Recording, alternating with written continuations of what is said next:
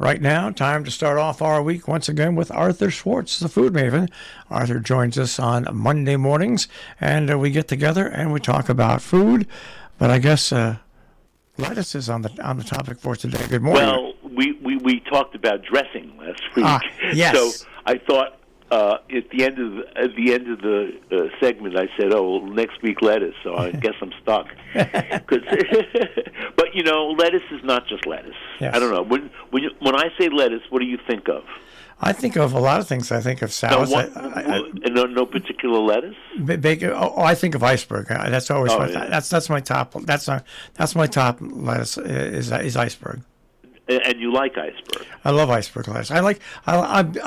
I'm branching out now to like other lettuces as well, but still, iceberg is the go-to for me. It's not the go-to for me, but I do appreciate iceberg in many guises and for many reasons. But there was a period, and I'll tell you, I'm old enough to remember the whole story here. Craig Claiborne was very anti-iceberg lettuce, and he was the most influential food writer in America starting in the 1960s. And Craig, I don't know, he disdained iceberg lettuce. And this kind of attitude, I think, still carries on with, I don't know, I'm trying to think of a polite word, but I can't. Because I have a snob supermarket around the corner from me, well, more or less, 3 blocks away, and they don't carry iceberg lettuce. I mean, they carry every other lettuce you can think of. In fact, I do go there for certain greens that I have trouble finding elsewhere. For instance, I know I can always get watercress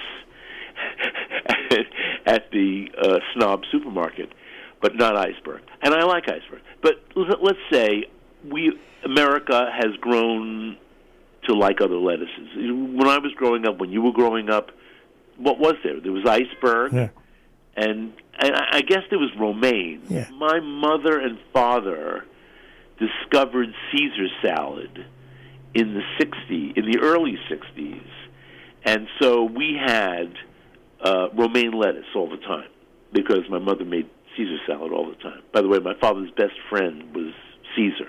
His name was Caesar. So, and in fact, I have still, believe it or not, the very salad bowl my mother bought on a trip to Canada. It's made out of Canadian maple. It says so on the bottom. But it was a second. So it had a little hairline crack in it at one time. The hairline crack is not so hairline anymore. But I still use it practically daily to make all kinds of salads. It's a really nice and now very well, what are we going to call it? I don't know. They used to, my mother did this too, when in the beginning of Caesar salad, which, by the way, is made with romaine lettuce. You can put Caesar kind of dressing on any kind of lettuce, except, and I'll tell you why in a minute, except for Boston or Bibb, those very soft, buttery lettuces. You used to rub the bowl with a cut clove of garlic. I do not recommend this. I'm not even sure where that came from. I'm sure, well, it may have been part of the original salad, which was invented, believe it or not, in Tijuana, Mexico, as a what are we going to serve them on July 4th weekend when we have nothing left in the kitchen? We've been so busy. So the salad by Caesar, it was called Caesar's Place, was the name of the restaurant. He invented the salad. Romaine lettuce. Now, it's a little controversial. Did Caesar make it originally with whole leaves of romaine, or did he toss it with torn or cut romaine? I am a torn or cut. In case of romaine, I cut. This was another Craig Claiborne thing. You weren't supposed to cut lettuce. You only should tear lettuce. Well, I don't know. I in the case of iceberg, a very hearty head lettuce. In the case of romaine, another very hearty lettuce. I have no problem cutting, and I just with a head of romaine, I cut crosswise. With iceberg, it's something different because usually, if I'm going to eat iceberg, these days we eat iceberg as a wedge. I laugh when I see $22 wedge of lettuce appetizers in a restaurant. What are they putting on it that it ends up being $22? A head of iceberg is a couple bucks still. In a super expensive store, maybe it's $2.50, and that would serve 4 people. So there you go. It's the dressing. When iceberg is crunch and moisture, and a nice, pleasant, very, very mild taste. That's why it's so receptive, I should say, to gloppy dressings, blue cheese dressing, Russian dressing. I love my own ranch dressing, not out of a bottle. A lot of dressings. And by the way, most dressings fall into one of 3 categories. A vinaigrette, oil and vinegar dressing, a dressing based on mayonnaise, for instance, Russian dressing, and even blue cheese I put mayonnaise in, sometimes. And ranch dressing, which is based on fermented milk products. In my case, I use sour cream and buttermilk. But there is another category that I sometimes make of dressings based on tahini or based even on peanut butter. I think they make terrific dressings. You have to, of course, thin it out, and that is usually with acid, lemon juice. You can add water to tahini, and it will thin out. In fact, once you add lemon juice to tahini, it'll seize up, and then you're going to have to thin it out. And you can add herbs. If you really want a sharper dressing, you could add a little bit of vinegar, but I prefer just lemon juice. Anyway, but back to the lettuces. I think your lettuce determines what kind of a dressing you're going to make. So if I only have romaine in the house, I'm sort of open to almost anything, and we're likely just to have oil and vinegar, and not a full-fledged French-type vinaigrette, but that's really terrific on romaine also.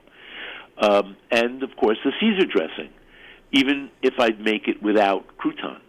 I think last week when I outlined my Caesar dressing, I forgot to say Parmigiano. You do want to grate some cheese over the salad. I don't know if you can hear this, but there's a silly dog that lives downstairs, and he's barking right now. So I closed it. This silly, very silly dog is named Thor, of course. So, and he's tiny. So anyway, the kind of green you use, I think, determines what kind of a dressing. I mentioned watercress before because there are a lot more greens than lettuce to put in a salad bowl. Watercress. I happen to love endive, and I like a salad just of endive, in fact. Now, we used to call it, this is funny because I ran across, I was probably reading Marcella Hazan, who claims that the word arugula is Italian-American. And if you recall, only a few years ago, if you wanted arugula, you got this sort of large-leafed, peppery green. Sometimes the stems were so tough you wanted to snip them off. They were big leaves. Nowadays, I have not seen that kind of arugula in a long time, and I think Marcella was wrong, because I have seen the word arugula used in Sicily. So I'm guessing it's more like Sicilian dialect than it is Italian-American. But these days, I prefer this, you can buy what Italians call wild arugula, or wild rucola, is really what it's, rucola. We call it rocket. Our word in English for this green is rocket. And I think they sell it mainly as baby arugula, and I only see it in boxes. Maybe there's bags too, but in my supermarket and market world, I only see it in boxes. If, by the way, you have a garden and you want to try this, that the reason it's wild rucola is because it does spread very quickly and self-seeds. So I have a friend who lives on Long Island who planted a few seeds, and it took over her garden. Now, she has particularly good growing conditions, I think, and probably some good soil there, too. I don't know about the soil needs of rucola, but if you can get some seeds and you want to put them somewhere in the garden where they're not going to take over, or where it doesn't matter if they take over. It's sort of nice when it takes over, I think. Anyway, then you can go in the backyard and pick it. And then it's going to be more peppery, I think, than what I've been buying in the market, because Mr. Harnett does not like real peppery greens.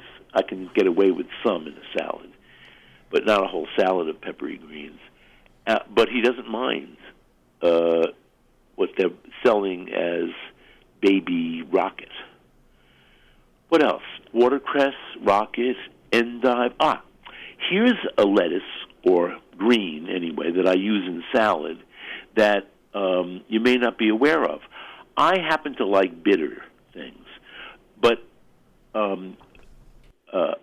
escarole, when it's grown to a nice dark green, can be pretty bitter. However, the inside leaves, which are pale green, are not very bitter. They're only slightly bitter. And if you want to, you can cook the outside part of the escarole, and I'll tell you in a second how to do that, and then use the middle part, and you can taste it raw. It's going to be delicious, I think. And use the pale green and yellow leaves that are in the middle of the head. You may need a couple of even sizable heads of escarole to make enough salad of just escarole. And I like a dressing in this case: oil, vinegar, an anchovy, all mashed up, maybe a tiny bit of garlic, either just grated garlic. Grated garlic is good, or finely minced garlic, and vinegar. That's it. So, a sharp, even salty dressing on these tender but slightly bitter greens. The outside greens, I think you have to cook. I don't think they're really tender enough for a salad. But what I do is I bring a big pot of water to the boil, throw the washed outside nice colored green leaves in the water, and when the water comes back to the boil, and I use a lot of water, so it comes back pretty quick, I take the greens out, drain them, and then saute them in olive oil with garlic and pepper. If you like hot pepper, this is a very good green for hot peppers. I don't know. Have I left out a green, Marshall? Not that I know of, but then again, I'm not an expert on green. I know there were more. Yeah. I was enumerating them in my head all morning. But a salad, is not a very caloric thing, so people eat it thinking they're eating something healthy. But I need to say that dressing negates all the non-caloric value of greens. So it's all about what you're putting on the greens. The greens don't count for nothing. I mean, they barely have calories. Darker greens have more nutrition than lighter greens. For instance, I have a friend who's on blood thinners, and she can't eat any dark greens unless she stops taking her, I guess it's vitamin K. That's what the greens provide, by the way. It's a blood vitamin. So yeah, you have to be careful. So if you're on any medication, don't overdo the dark greens. By the way, spinach is a dark green after all. I don't make much salad with spinach. I used to many years ago. Remember when it was very voguish, en vogue. We were talking about this word last night. That's why it keeps coming to me. When it was en vogue to have spinach and raw spinach and raw mushroom salad with a mustard vinaigrette. this was a thing in the days when what are they? Hanging plant places. There was a name for it. I'm talking about the 1960s. But I haven't. And bacon. That was another. That salad was spinach. It was a pretty good salad. Spinach, mushrooms, bacon, with a mustard vinaigrette. Maybe we should have that for lunch today. But I would switch out the spinach, to be honest with you. I don't love spinach as a salad green. Even these days when you can buy this tasteless, I think, baby spinach in boxes, all clean and everything. It's so easy. It's so tempting. But then when you go to eat it, it doesn't taste like anything. So I would much rather have cooked spinach, which I adore, cooked mushrooms, which I also love, and you put bacon on. People say you put bacon on anything, and it's even better. I don't know about that, but I think it's a great combination. I just don't want to eat it all raw. Well, I could eat raw bacon. That's right. People, pancetta, which is bacon, but cured in a different way than American bacon is. And it's firmer in the end, too. It can be sliced very thin and eaten raw, and it is in Italy. People do eat raw bacon, but sliced very thin, and very often with hot toast. So you put the raw bacon on hot toast, and it gets a little melty. It's very good. So, and that's another thing I could eat today. I have pancetta in the house. Let's talk about storing greens, because this is an issue for people who don't have a store right around the corner and can't go out and buy a head of lettuce. I lived in the northwest corner, so I know you have to make a plan and go to the store and get it. Anyway, Iceberg keeps, usually, I keep it in its original packaging, which is a cellophane wrapper. And then after I open it, I put it in a plastic bag. It'll stay nice for a week. So that's a real advantage for Iceberg. And by the way, I like to have Iceberg in the house because besides making wedges with gloppy dressing, we like it just plain. I'll just shred it up and toss it with oil and vinegar and salt and pepper.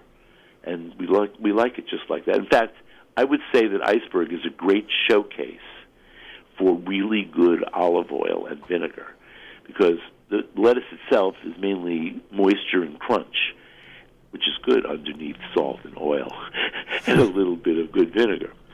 So that one's an easy one to store. Romaine also stores very well. Now, I don't buy what they call hearts of romaine.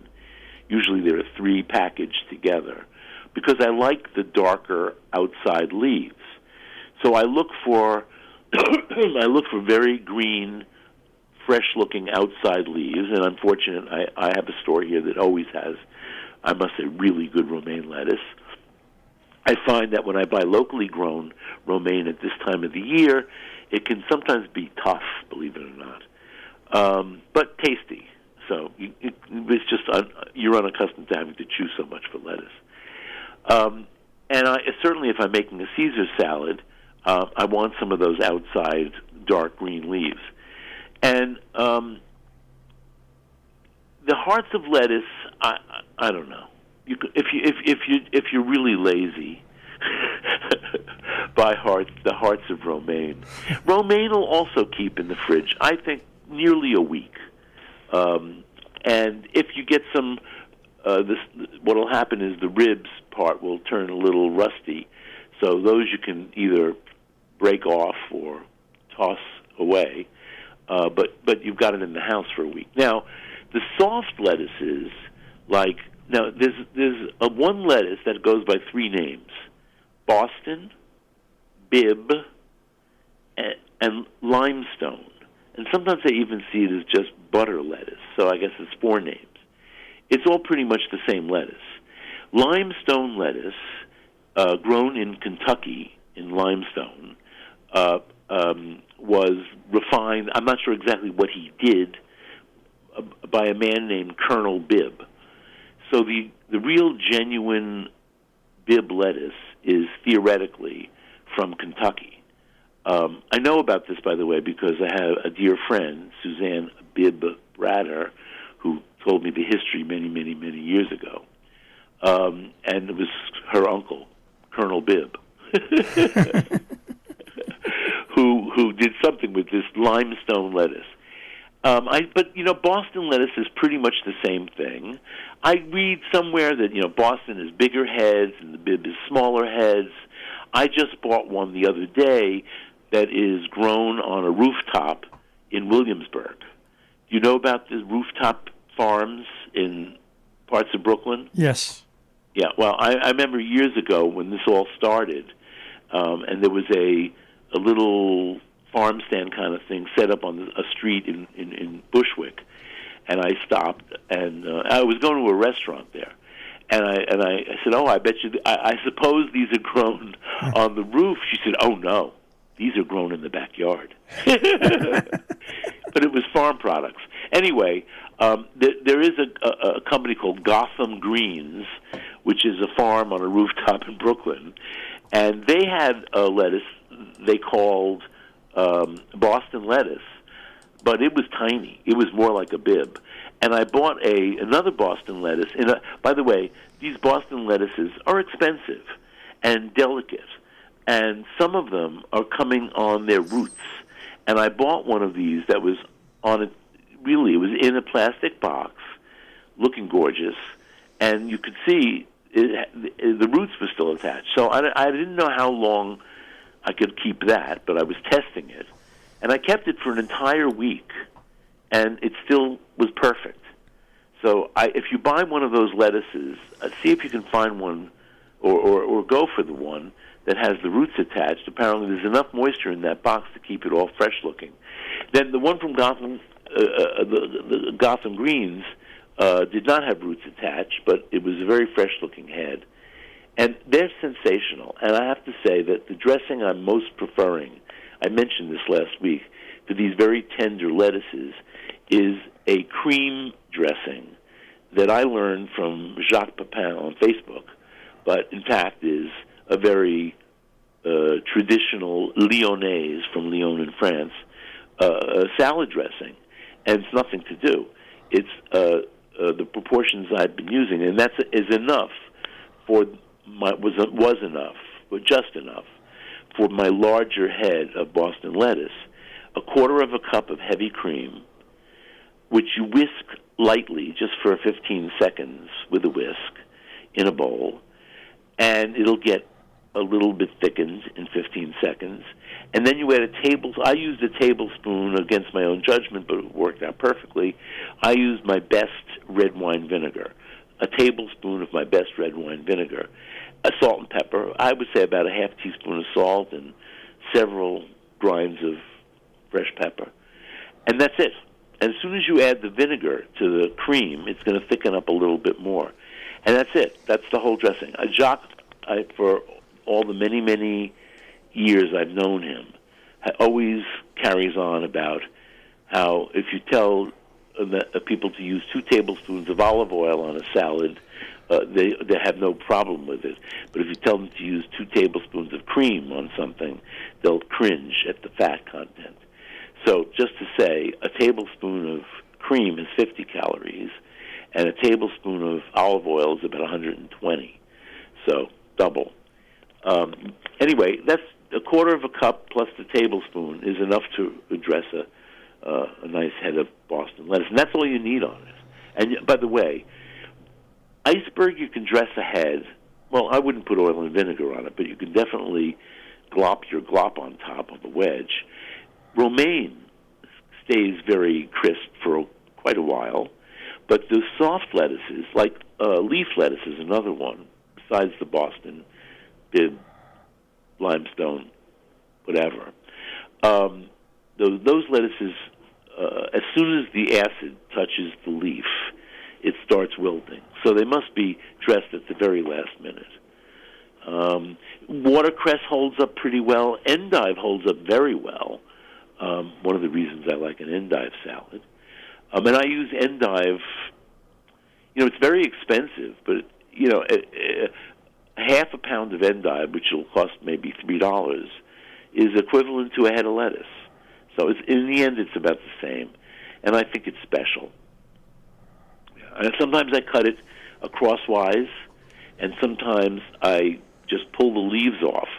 And then you're going to have to cut the root end a little bit to pull more leaves off. But whole leaves of endive, I think, are luxurious. I like to mix them endive with watercress. How delicious is that? And what else can you put in there? I mean, don't mess it up too much. Nuts. I always think a few chopped nuts on a salad is very nice. Walnuts, healthy. I like those with those pine nuts. I like them. I don't know why. I love pine nuts, but they've gotten so expensive. Yeah. I think, didn't you tell me they were $40-something a pound? Yeah, when you break it down, yeah, to a pound. Well, no, I mean, anybody who may ever shop at Costco, they do sell very inexpensive pine nuts at Costco. And my Italian friends used to go buy them to take them back to Italy because they were so much less expensive than what they would pay at home. But they're not the same quality as a Mediterranean pine nut. They're probably from China. But, the Chinese eat a lot of pine nuts. So, anyway, I don't know what they are. I haven't looked in a long time. But they used to be significantly less expensive. Well, for a little nut, they add a lot when you put them into a salad. They really do. Yeah, they do. Well, this is why I like nut butter-based salad dressings. I really often, just for a break, will make a tahini dressing. Or I don't usually keep almond butter in the house, but I always have peanut butter in the house. And I like a peanut butter dressing, too. It doesn't have to be Asian tasting, but I do love, like, peanut butter mixed with soy sauce, a little bit of sesame oil makes it all seem like sesame paste. You can add a lot of different, a little hot pepper, good night. Rice wine vinegar for a little acid. A lot. You can be very creative with salad. My only problem with salad, between you and me and whoever's listening, I don't really like washing salad. I do it because it's necessary. You have to do it. That's right. You're exactly right. And I don't have a salad dryer, if that's the question. I hear it in the audience. No, it takes up too much space. So I either put all my salad leaves after they're washed and drained in a colander. And I sometimes wash individual leaf by leaf, depends on how dirty it seems. I put them in a big dish towel and gather up the dish towel into like a hobo's sack and shake the greens in that. And with the case of romaine, I lay it out on the clean cloth and roll it up, because those are nice long leaves. You can just roll them up. And then if you're not making the salad right away, you can stick it in the refrigerator, like my mother used to do with the ironing. Roll it up in a towel and put it in the refrigerator. Ma, what's a towel doing in the refrigerator? It's just ironing. All right. Well, Arthur. All right. Well, I'm going to iron myself too. Well, maybe I'm going to go back to bed. All right. Well, have a good nap. All right. Take care. Take care. Arthur Schwartz, the Food Maven, here on Robin Hood Radio. Of course, Arthur Schwartz can be heard on demand at robinhoodradio.com. Click on demand.